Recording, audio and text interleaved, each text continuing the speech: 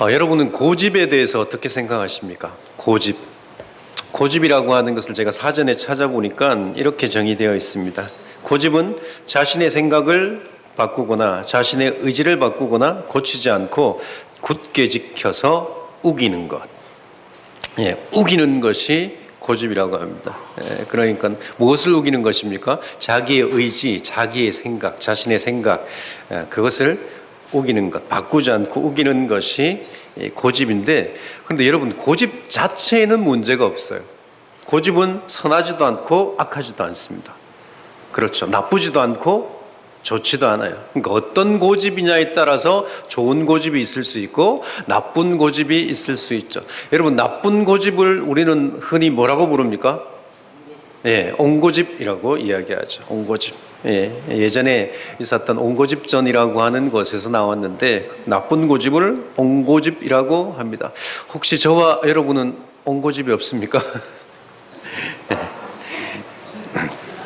제가 설교를 시작하면서 왜 고집에 대해서 말씀드리냐면, 오늘 우리가 읽었던 본문은 아니지만 위에 나타나 있는 우리가 지금 살피고 있는 이 세례 요한이라고 하는 어머니 엘리사벳 때문에 제가 이 고집에 대한 이야기를 드립니다. 엘리사벳은 사가랴에게 나타난 천사의 약속대로, 예언대로 아들을 갖게 되어지고 아들을 낳게 되어집니다. 그 아들이 누구였습니까? 세례 요한이죠. 요한인데 성경에 요한이 너무 많이 나오니까 우리가 구분하기 위해서 세례 요한이라고 부릅니다. 이 세례 요한을 하나님께서 주셨어요. 그러니까 아이를 가지지 못하는 그 부부에게 하나님께서 세례 요한을 주셨는데, 이 가족에게 또 친지에게 축복된 일이기 때문에 친척들이 막 와서 축하를 하면서 이제 이름을 지어야 되는데, 이름을 그 아버지의 이름을 따라 사가랴라고 짓자고 합니다. 왜냐하면 그 당시 유대인들은 그 집안에 있는 전통을 따라서 아버지의 이름을 짓든지 그 집안에 있는 이름을 따라 짓는 전통이 있었습니다. 그래서 아버지 이름을 따라서, 그러니까 사가랴, 뭐 영어로 하면 사가랴 주니어 정도 되겠죠. 그렇게 짓자라고 이야기하는데, 이 엘리사벳은 요한이라고 고집합니다. 끝까지 요한이라고 이름을 짓자고 고집을 하는 거죠. 그래서 할 수 없어서 아버지에게 물었는데 그 아버지가 말을 못하죠. 하나님께서 입을 막으셨기 때문에 말을 못해서 서판을 주면서, 그러면 당신은 아들의 이름을 뭐라고 짓기를 원하느냐고 물었더니 그 서판에 적은 이름이 똑같이 요한이었습니다. 여러분, 이렇게 이 부부 사가랴와 엘리사벳이 아들의 이름을 요한으로 고집하는 것은 옹고집일까요? 아닐까요? 친척들이 볼 때는 옹고집이죠. 집안에 없는 이름을 자꾸 지으려고 하니까 그렇게 생각될 수 있습니다. 그렇지만 여러분, 그렇지 않죠. 이 사람들이, 이 부부가 이렇게 아들의 이름을 요한으로 고집하는 이유가 무엇입니까? 그것은 하나님께서 이미 천사를 통해서 사가랴에게 아들을 주시겠다라고 말씀하시고 그 이름까지 정해 주셨습니다. 그 이름이 우리가 지난 시간 살펴본 대로 요한인데, 이 요한의 이름의 뜻이 하나님은 여호와는 자비하시다라고 하는 뜻입니다. 이 하나님의 자비하심, 이 자비하심의 은혜로 아들을 받는 사가랴와 엘리사벳은 어디에서부터 시작했냐면 사가랴의 기도에서부터 하나님의 응답으로 요한이라고 한 아들을 받게 되어진 거죠. 그래서 이 아버지는, 요한의 아버지 사가랴는 그 하나님의 은혜를 입고 하나님의 말씀을 붙잡고 기도했고, 메시아를 주시기를 기도한 그 기도의 응답대로 메시아가 오기 전에 엘리야를 보내주겠다라고 하신 하나님의 그 약속의 말씀이 자기의 아들을 통해서 이루어지는 것을 깨닫게 되어졌습니다. 아마 이 이야기를 자기가 성전에서 섬기다가 하나님을 만난 이야기를 부부이기 때문에 누구에게 했겠습니까? 엘리사벳에게 했겠죠. 말은 못해도 글을 적어서라도 했을 겁니다. 왜냐하면 놀라운 하나님의 은혜였기 때문입니다. 하나님의 계획을 하나님이 이루신다고 하는 것을 자신에게 알려주셨고, 그리고 그 아들을 통해서, 자기에게 날 아들을 통해서 하나님께서 그 일을 행하시겠다라고 하는 이 놀라운 일을 그 부부가 나누었을 것입니다. 만약에 나누지 않았다라고 해도, 이 이야기를 나누지 않았다라고 해도 엘리사벳이 요한이라고 하는 이름으로 자기 아들의 이름을 주장하는 이유가 무엇이냐면 그 이름의 뜻대로 하나님께서 자기에게 자비, 은혜를 베푸셨기 때문입니다. 왜 그렇습니까? 아들을 낳을 수 없는 몸이었잖아요. 아들을 가질 수 없는 그 여인에게 하나님께서 아들을 주셨기 때문에 내가 도저히 가질 수 없는 아들을 받았다라고 하는 것이 하나님의 은혜고 하나님의 자비이죠. 그래서 자신의 아들의 이름을 요한으로 고집하고 있는데 이것은 하나님께서 엘리사벳에게 하신 역사입니다. 왜냐하면 41절 보시면 하나님의 성령이 엘리사벳에게 충만하다라고 말씀하시거든요. 그러니까 성령이 충만해서 하나님의 은혜를 은혜로 깨달을 수 있었다라고 하는 겁니다. 우리가 예배전에 찬양할 때 은혜를 찬양했지 않습니까? 은혜 위에 은혜가 더한 거죠. 그러니까 하나님의 은혜가 자신에게 임한 것을 알았기 때문에 하나님을 찬양하고 그리고 또 하나님께서 주신 그 자비를 찬양함으로 자신의 아들의 이름을 무엇으로 고집합니까? 요한이라고 하는 이름으로 고집하는 거죠. 그리고 또 사가랴도 이렇게 자신에게 베푸신 하나님의 은혜, 자신에게만 아니라 자기 민족에게 베푸시고 온 민족에게 베푸신 하나님의 은혜를 찬양하는데 그 찬양을 오늘 우리가 읽었던 본문을 통해서 그 찬양을 통해서 알 수 있습니다. 여러분, 사가랴의 찬송, 오늘 우리가 읽었던 사가랴의 찬송의 핵심이 무엇인지 아십니까? 무엇이라고 생각하십니까? 요약하면 오늘 우리가 읽었던 사가랴의 예언, 사가랴의 찬양 핵심, 저는 하나님의 고집이라고 생각합니다. 그러니까 지금 사가랴가 하나님의 고집을 찬양한다라고 생각하는데 왜 그러냐면 이 사가랴의 찬송, 이 사가랴의 예언은 사가랴의 입에서 나왔지만 그것은 누가 주신 것입니까? 하나님께서 그에게 주신 예언이라고 67절에 말씀하고 있습니다. 67절을 함께 읽겠습니다. 그 부친 사가랴가 성령의 충만함을 받아 예언하여 이르되. 그렇습니까? 누가는 분명히 오늘 우리가 읽었던 본문 사가랴의 찬송이 무엇이라고 말씀합니까? 예언이라고 말씀합니다. 그래서 이 예언의 내용의 핵심이 무엇입니까? 하나님께서 약속대로 메시아를 주시겠다라고 하는 겁니다. 그래서 메시아에 관한 내용이죠. 찬송의 내용이 메시아에 관한 내용인데 이 메시아에 관한 내용을 제가 이 찬송의 핵심이 무엇이라고요? 말씀드렸습니까? 제가 하나님의 고집. 왜 메시아에 대한 이야기가 하나님에 대한 고집일까요? 하나님의 고집일까요? 왜 그럴까요? 여러분, 메시아가 오신다라고 하는 것은 무엇입니까? 하나님께서 이미 약속하신 그 말씀이 성취되는 것, 이루어지는 것입니다. 여러분, 하나님께서 말씀하시고 약속하시고 그것을 이루기까지 그 안에 하나님의 고집이 없으면 이루어질 수가 없는 거죠. 그렇죠. 우리가 어떤 사람에게, 아들에게, 자녀에게 무슨 약속을 했어요. 그 약속을 지키려고 하면, 쉽지 않고 어려운 약속을 지키려고 하면 어떻게 해야 됩니까? 어쨌든 그것을 지키려고 노력을 해야 되는 거죠. 힘을 다 써야 되는 겁니다. 애를 써야 되는 거죠. 여러분, 하나님이라고 해서 그냥 저절로 하나님의 약속이 이루어지지 않는 거죠. 하나님께서 수많은 시간 동안 하나님의 계획을 이루시기 위해서 사람들을 보내시고 말씀하시고 그 약속을 이루시는 것을 보여주시고 또 믿지 못하면 믿게 하시고, 그래서 계속해서 믿지 못하는 그들을 붙잡아가지고 그 마음을 부양시켜가지고 하나님의 약속을 믿게 만드시는 일을 주님이 하시죠.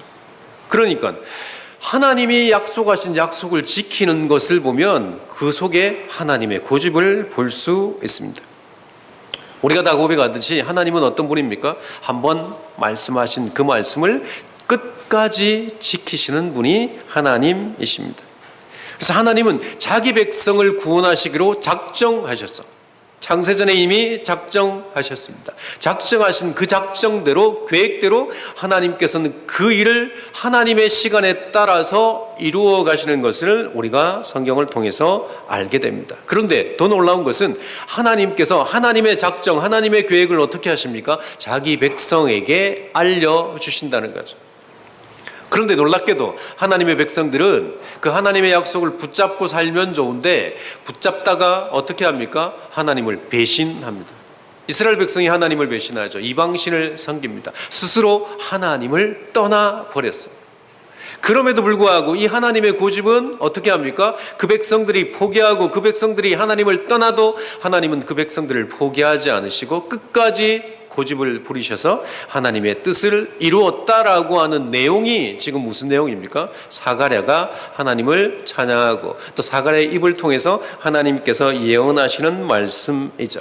그러니까 지금 이 사가랴 부부 엘리사벳하고 사가랴는 자기 아들의 이름을 요한으로 지어야 돼요. 사가랴로 지으면 안 됩니다. 왜 그렇습니까? 요한을 통해서 하나님께서 얼마나 우리의 구원에 고집스러우신 분인지, 하나님이 얼마나 자비로우신 분인지, 하나님이 얼마나 은혜로우신 분인지 증거해야 되기 때문이죠. 그래서 이 두 부부는 하나님께서 천사를 통해서 요한이라고 하는 이름을 주셨지만 자기들도 그 이름에 동의를 해서 끝까지 이 이름으로 자기의 자녀 이름을 짓기로 고집하고 있는 것을 우리가 성경을 통해서 보게 됩니다.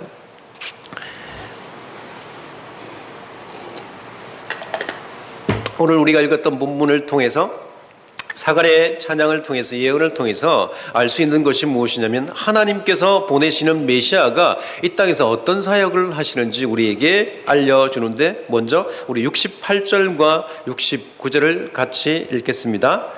찬송하리로다 주 이스라엘의 하나님이여 그의 백성을 돌보사 속량하시며 우리를 위하여 구원의 뿔을 그 종 다윗의 집에 일으키셨으니. 아멘. 하나님께서 예수를 구원의 뿔로 어디에 다윗의 집에서 일으키셨다라고 말씀하십니다. 그러니까 하나님이 다윗의 자손으로 예수를 보내셨는데 그 예수가 어떤 역할을 한다는 것입니까? 구원의 뿔의 역할을 한다는 것이죠. 이 구원의 뿔을 우리가 제대로 알려고 하면 신명기 33장 17절을 먼저 보아야 됩니다. 신명기 33장 17절 제가 읽겠습니다. 그는 첫 수송아지 같이 위엄이 있으니 그 뿔이 들소의 뿔 같도다. 이것으로 민족들을 바다 땅 끝까지 이르리니 곧 에브라임의 자손은 만만이요 므낫세의 자손은 천천이리로다. 아멘. 여기에서 뿔이라고 하는 것은 민족을 들이받는 뿔이라고 이야기합니다. 그러니까 이 뿔은 무엇을 상징하냐면 힘을 상징하죠. 그래서 에브라임의 힘을 상징하는데 에브라임의 무슨 힘입니까? 군사력이죠. 군사의 힘을 강조할 때 뿔이라고 하는 단어를 사용했습니다. 그리고 다음으로 우리 사무엘하 22장 3절을 보겠습니다.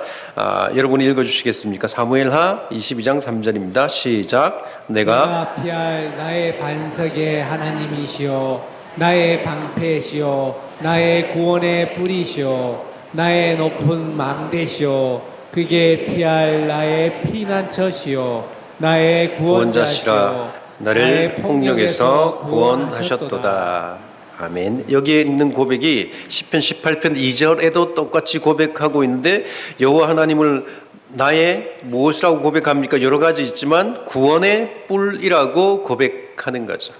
그러니까 지금 구원의 뿔이라고 하는 것은 앞에 살폈던 말씀처럼 신명기 말씀과 그리고 또 우리가 방금 읽었던 사무엘하 말씀을 통해서 알 수 있는 것이 무엇입니까? 구원의 뿔이라고 하는 것은 하나님의 구원하시는 능력을 의미한다고 하는 것을 우리가 알 수 있습니다. 그래서 이 구원의 능력으로 구원하실 능력의 사자를, 능력의 구원자를 보내는데 그분이 누구라는 것입니까? 예수 그리스도라고 하는 거죠. 메시아라고 하는 겁니다. 그러니까 메시아가 오면 이 땅에서 우리를 어떻게 하십니까? 그 능력으로, 하나님의 힘으로, 하나님의 능력으로 구원하실 것이다 라고 하는, 그래서 구원의 뿔이라고 하는 것을 말씀하고 있고, 또 사가랴의 입을 통해서 우리에게 메시아가 그 백성을 속량할 것이다 라고 말씀합니다. 여기서 속량이라고 하는 단어를 알려고 하면 우리 먼저 레위기 25장 29절을 살펴야 하는데, 레위기 25장 29절에 보면 이 속량이라고 하는 것은 무엇을 이야기하냐면 가옥, 집을 팔았는데 그것을 다시 돌려받는 것, 회복하는 것을 속량이라고 합니다. 그리고 레위기 25장 48절에 보면 종에 대한 이야기인데, 종이 팔렸다가 속전을 내고 그 종을 다시 해방시켜주는 것, 자유롭게 해주는 것을 속량이라고 하는 거죠. 그래서 속량이라고 하는 것은 무엇을 의미하냐면 회복을 의미합니다. 원래 있던 대로 돌려놓는 것이 속량이죠. 그래서 원래 우리는 어떤 존재였습니까? 인간은 어떤 존재였습니까? 하나님이 창조하실 때 악한 존재였습니까? 선한 존재였습니까? 네, 선한 존재였죠. 하나님의 백성이었습니까? 하나님의 원수였습니까? 하나님의 백성이었죠. 처음 창조하실 때. 원래가 하나님의 백성으로 창조했죠. 그런데 나중에 어떻게 되었습니까? 인간이 죄를 지음으로 타락함으로 하나님으로부터 멀어지고 하나님의 원수가 되었어요. 이런 우리를 하나님께서 예수 그리스도를 통해서 속전을 주시고 죄의 값을 예수 그리스도의 피값으로 치르시고 우리를 구원하신 것, 그것을 뭐라고 한다고요? 속량으로 표현한다는 겁니다. 그래서 하나님께서는 우리를 속량하시기 위해서 메시아를 보내주시고, 그 메시아는 구원의 뿔로 하나님의 능력으로 우리를 위해서 대속하시고 우리를 자유롭게 하시고 다시 하나님의 백성으로 회복시켜 주시는 일을 하기 위해서 이 땅에 오신다라고 하는 것입니다. 그래서 하나님은 이 메시아를 통해서 우리에게 구원의 은혜를 주시고 구원의 뿔을 통해서 우리를 회복시키시는데, 이 회복시키시는 일에 하나님은 어떻다는 것입니까? 고집스러우시다라고 하는 겁니다. 하나님은 저와 여러분을 구원하기 위해서 끝까지 고집을 피우시는 분이고, 이 고집을 이루시는 분이 하나님이십니다. 그러기 위해서 자기 아들 예수 그리스도를 이 땅에 보내주신 것입니다. 여러분, 그러면 왜 하나님께서 이렇게 고집스럽게 우리를 구원하실까요? 왜 이 일을 하실까요? 하나님을 떠나고 하나님을 거부하면 버리셔도 되잖아요. 그렇지 않습니까? 하나님은 붙잡으려고 하는데 우리가 하나님을 뿌리치면 하나님은 우리를 버리시면 되잖아요. 그런데 왜 하나님께서 끝까지 우리를 고집스럽게 붙드십니까? 도망가도 잡아오시고 피해도 따라가시고. 우리가 요나서를 살필 때 요나가 어떤 사람이었습니까? 하나님이 싫어서 떠났지 않습니까? 떠났는데 끝까지 하나님께서 그를 쫓아가셔가지고 풍랑을 만나게 하시고 바다에 빠뜨리게 하시고 물고기 배 속에서 3일 동안 안전하게 하시고. 왜 그렇게 하셨을까요?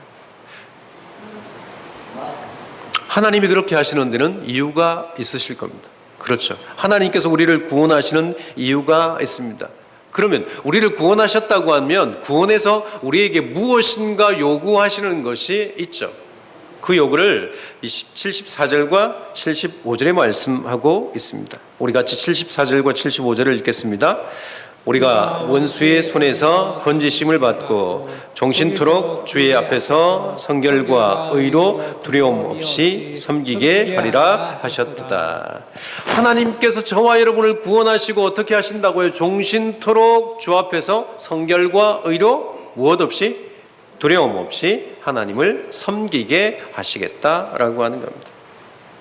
여러분, 하나님께서 하나님을 섬기게 하시기 위해서 저와 여러분을 구원하셨다. 어떻게? 두려움 없이 하나님을 섬기게 하시겠다라고 하는 겁니다. 여러분, 하나님을 두려워하는 자는 어떤 자일까요?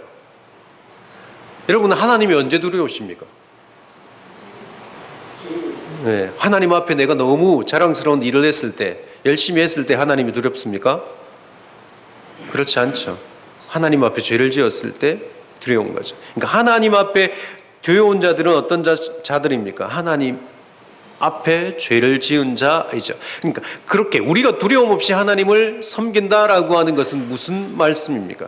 하나님께서 우리의 모든 죄를 용서하셨다라고 하는 겁니다.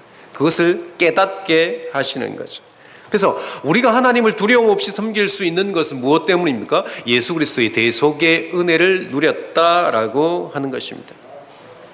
여러분, 우리가 하나님 앞에 두려움 없이 설 수 있는 것은 주님의 은혜입니다. 우리가 이 자리에 앉아서 하나님을 예배할 수 있는 것도 주님의 은혜입니다. 여러분, 우리가 하나님을 믿었기 때문이 아니에요. 우리는 그 어떤 일을 해도 하나님 앞에 두려움 없이 나갈 수 있는 존재가 아닙니다. 잘 생각하셔야 돼요. 하나님은 거룩하신 분이고 하나님은 티가 없으신 분이지만 여러분 우리가 아무리 깨끗하다라고 해도 우리가 성경에 있는 말씀을 철저하게 지켰다라고 해도 하나님 앞에 정말 티 없이 설 수 있는 존재가 아니죠. 점 없이 설 수 있는 존재가 아닙니다. 하나님 앞에 섰을 때 내가 깨끗하다라고 이야기할 수 있는 사람이 없어요. 그런데 우리는 종종 착각을 하면서 내가 열심히 신앙생활을 하기 때문에 하나님 앞에 순종하는 삶을 살기 때문에 하나님 앞에 서는 것이 당연하다라고 생각할 때가 있습니다. 그렇지만 여러분 그것 때문에 하나님께서 우리를 받으시는 것이 아니에요. 하나님께서 왜 우리를 받으십니까? 예수 그리스도의 대속 때문이죠.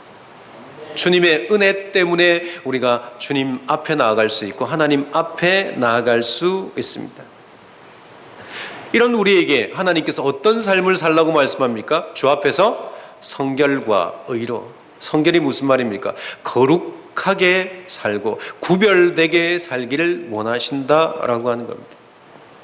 하나님께서 저와 여러분에게 그 고집을 피우시면서 하나님의 자비를 나타내시고 구원을 주신 이유는 이 땅에서 거룩하게 성결하게 살게 하시기 위해서 구원하셨다는 겁니다. 그래서 우리는 구원받았다라고 해서 하나님의 백성이라고 해서 주일만 교회 오고 아니면 교회 오는 날만 교회 오고 밖에 나가서 세상에서 우리 마음대로 살아도 좋은 존재가 아닙니다. 그렇게 살라고 하나님께서 저와 여러분을 선택하고 구원하지 않으셨다는 겁니다. 주님을 보내주신 것이 아니라는 거죠. 왜? 하나님께서 저와 여러분을 구원하셨다고요? 이 땅에서 성결하게 살게 하시기 위해서, 거룩하게 살게 하기 위해서, 의롭게 살게 하시기 위해서 그렇습니다. 여러분 그러면 우리가 어떻게 성결하게 살 수 있습니까? 어떻게 우리가 하나님의 백성답게 세상과 구별되어서 살 수 있을까요?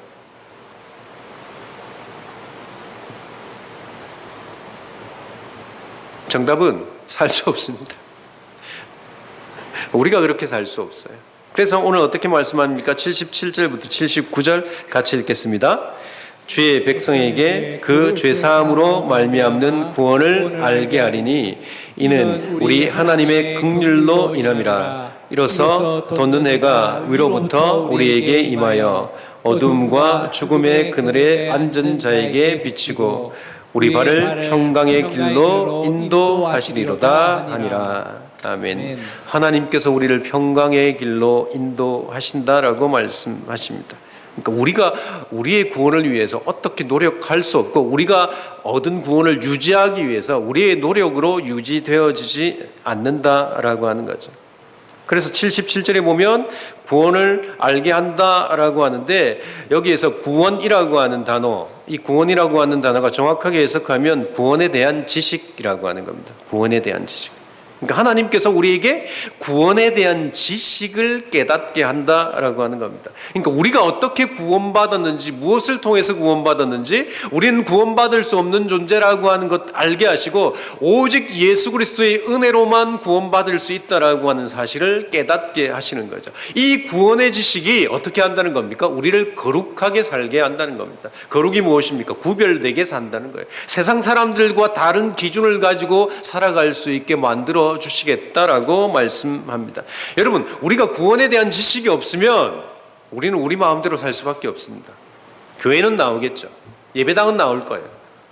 예배당에 나와서 예배를 하고 기도하고 찬송하고 뭐 여러 가지를 할 겁니다. 오늘처럼 성찬도 할 것입니다. 그렇지만 구원에 대한 지식이 없으면 여기서가 아니라 여기서도 그렇지만 나가서의 문제예요. 우리의 일상생활에서 우리의 삶의 대부분의 삶에서 내가 어떻게 구원받았는지 모르면 주님의 은혜를 알지 못하면 그것을 잃어버리면 이스라엘 백성들처럼 또 어떻게 합니까? 우리는 우리의 힘으로 우리의 삶을 유지할 수 있다라고 생각을 하고 그렇게 삽니다. 그래서 내 능력으로 내 삶을 유지하기 위해서 더 많은 것을 가지려고 하죠. 여러분, 이 땅에 있는 사람들이 무엇을 가지면 자기의 능력이 더 커진다고 생각합니까?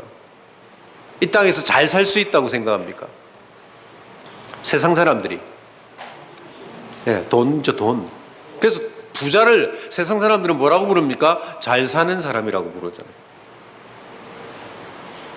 여러분, 부자가 잘 사는 사람입니까? 여러분이 그렇게 생각하신다고 한다면 구원의 지식을 더 많이 알아야 되는 거죠. 잘 사는 것은 무엇입니까? 아까 우리가 구원받은 속량이라고 하는 것이 무엇이라고요? 회복이잖아요. 회복. 원래 하나님께서 우리를 창조하셨던 모습으로 돌이키시는 겁니다. 돌이켜서 그 자리에 앉히시는 거죠. 그래서 원래 하나님이 창조하신 목적대로 하나님을 거룩하고 의롭게 성결하게 섬기는 삶이 잘 사는 거예요. 돈이 많은 것이 잘 사는 것이 아니라 가난하던 병들었던 어떤 삶을 살아가던 초등학교를 나왔던 대학을 나왔던 대학원을 나왔던 박사학위가 있던 없던 상관없이 어떤 사람이 잘 사는 사람이라고요? 하나님의 부르심에 맞게 성결하게 거룩하게 사는 사람이 잘 사는 사람이죠. 그런데 이 가치가 없으면 우리는 세상 사람들이 잘 산다고 하는 것을 우리의 가치로 삼아서 그렇게 살 수밖에 없다라고 하는 겁니다. 그래서 이 구원의 지식을 하나님께서 우리에게 주시지 않으면, 구원의 은혜를 깨닫게 하지 않으시면 우리는 이 하나님의 기준을 가지고 살아갈 수 없게 되어지는 겁니다. 그래서 이 지식을 얻기 위해서 우리가 해야 될 일이 무엇일까요? 하나님 앞에 나아가서 하나님의 긍휼을 구해야 합니다. 그래서 사가랴가 이 메시아 오심을 위해서 기도를 한 거죠. 특별히 우리가 지금 살피고 있는 누가복음, 누가복음 다른 복음서보다 무엇을 더 많이 기록해 놨냐면 예수님의 기도에 대해서 많이 기록해 놓았습니다. 그 어떤 복음서보다 이 누가는 예수님의 기도에 대해서 자세하게 기록하고 있어요. 왜 그렇게 기록했을까요? 예수님이 이 땅에서 기도의 모범을 보이셨기 때문에 우리에게 어떻게 살라고 하는 겁니까? 너희도 주님처럼 기도하고 살라라고 하는 겁니다. 예수님이 기도한 이야기를 기도한 말씀을 적지 않았으면 우리는 기도하지 않아도 돼요. 그렇죠. 근데 주님께서 기도하시는 모습을 보이시면서 우리에게 기도하라고 말씀하시잖아요.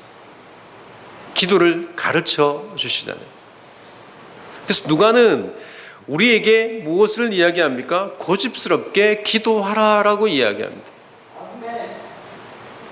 아멘.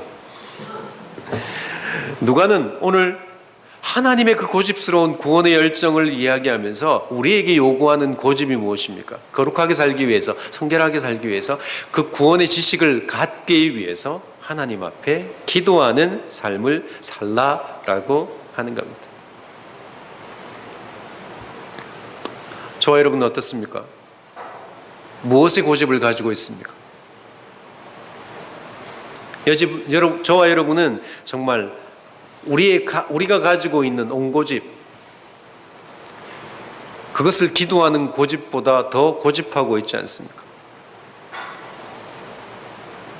내가 원하는 대로 살기 위해서 기도하는 그것들을 포기하고 살지 않습니까? 여러분, 사실 기도하면 불편하죠. 왜냐하면 하나님이 깨닫게 하시거든요. 기도하면 하나님을 마음을 알게 하시기 때문에 그 마음에 순종하는 일이 쉽지 않습니다. 그럼 교회 나와서 성경을 배우는 것이 쉽습니까? 쉽지 않죠. 배우면 배운 대로 살아야 되기 때문에 어려워요. 그래서 성경을 잘 안 배우려고 하죠. 그리고 또 성경을 제대로 가르치지 않으려고 합니다. 그런데 오늘 말씀을 통해서 하나님께서 우리에게 말씀하시는 것이 무엇입니까? 하나님은 자비하신 분이고 그 자비가 예수 그리스도의 구원을 통해서 우리에게 베푸셨고 예수 그리스도가 이 땅에 오심으로 우리를 회복하시기 위해서, 우리를 속량하시기 위해서 십자가를 지셨고 그 십자가를 지신 이유가 저와 여러분을 회복시키셔서 하나님의 백성으로 거룩하게 살게 하시기 위해서, 그것을 위해서 우리에게 구원을 허락하셨다는 겁니다. 이제 우리가 할 일이 무엇입니까? 이 땅에서 거룩하게 사는 것인데, 구별되게 사는 것인데, 그 구별되게 살기 위해서 우리의 힘으로 되어지지 않기 때문에 기도하셔야 됩니다.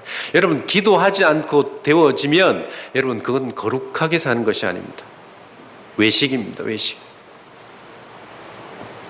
놀랍게도 기도하지 않고 우리가 하나님의 뜻대로 살아가면 그것은 내 의가 되어집니다.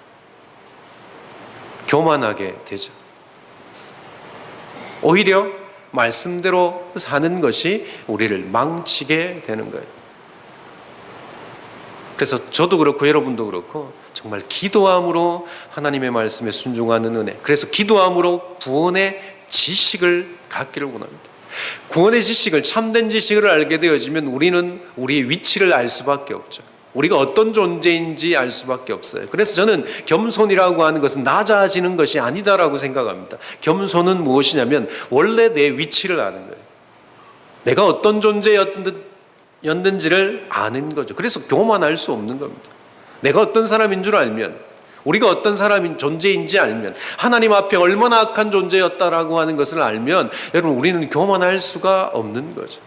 우리가 교회를 섬기고 또 하나님의 말씀을 지키는 것조차도 하나님께서 은혜를 주셨기 때문에 감사할 수밖에 없는 거죠. 교만할 수 있는 것이 아닙니다. 감사할 수밖에 없는 거죠. 그런데 우리가 기도하지 않으면 이 감사의 자리에 무엇이 자리 잡냐면 내 의가 드러나기 시작합니다. 자리 잡기 시작해요. 누구나 똑같습니다. 저도 그렇고 여러분도 그렇고 특별히 저가 더하죠. 왜 그러냐면 제가 여러분보다 말씀을 많이 연구한다고 생각하잖아요. 가르친다고 생각하잖아요. 그래서 제가 말하기 때문에 다 사는 것처럼 이야기하는 것처럼 저도 생각을 하는 거죠. 그렇지 않습니다. 그렇죠. 말씀을 깨달았다라고 한다면 그것은 하나님이 주신 은혜예요. 우리가 말씀대로 순종할 수 있다고 한다면 하나님께서 주신 힘을 공급받아 할 수 있는 겁니다. 그것을 알면 겸손할 수밖에 없죠. 이 하나님의 은혜 앞에 저와 여러분이 정말 겸손한 삶, 그래서 하나님이 고집하는 그 고집에 대응해서 우리도 고집을 피웠으면 좋겠습니다. 어떤 고집입니까? 기도하는 고집. 하나님 앞에 기도해서 하나님이 주시는 그 구원의 지식을 가지고 하나님 앞에 감사하며 하나님께 영광 돌리는 삶을 살아가시는 저와 여러분이 되어주기를 주의 이름으로 축원합니다. 하나님 아버지, 우리가 사가랴의 찬양을 통해서 하나님이 얼마나 우리를 사랑하시는 일에, 우리를 구원하시는 일에, 또 우리의 구원을 유지하시는 일에 열심인 것을, 고집인 것을 깨닫게 되어집니다. 하나님 아버지, 하나님은 그러신 분입니다. 그렇지만 우리는 시간이 되면, 그리고 또 기회가 있으면 자꾸 하나님을 떠나려고 하는 존재입니다. 나를 죽이는 것이 아니라, 내려놓는 것이 아니라 내 뜻이 살아서 내가 원하는 것을 이루기를 위해서 달려가는 존재가 우리임을 깨닫게 하여 주시고, 이런 우리에게 하나님 구원의 지식을 허락하여 주옵소서. 우리가 어떤 존재인지 깨닫게 주옵소서. 그래서 하나님의 은혜가 없으면, 하나님의 사랑이 없으면 우리가 존재할 수도 없고 잘 살 수도 없고 바르게 살 수 없음을 주여 고백하게 하시고, 지금 이만큼 우리가 신앙생활을 할 수 있는 것도 하나님의 은혜였음을 고백하는 주의 백성 되게 주옵소서. 하나님, 그러기 위해서 하나님 우리도 하나님처럼 고집스럽게 기도하는 주의 백성 되게 주시길 소원합니다. 우리의 온고집을 피우는 것이 아니라 주님이 원하시는 기도의 고집을 피워서 기도의 자리에 있게 하시고 기도를 하게 하시고 기도함으로 하나님 앞에 설 수 있는 주의 백성 되게 주옵소서. 그러함으로 하나님이 기뻐하시는 거룩한 삶을 살아가는 주의 백성 될 수 있도록 인도하여 주옵소서. 그렇게 역사하실 주의 이름을 찬양하며 얼마나 언제나 우리를 사랑하기를 고집하시는 예수님 이름으로 기도합니다. 아멘.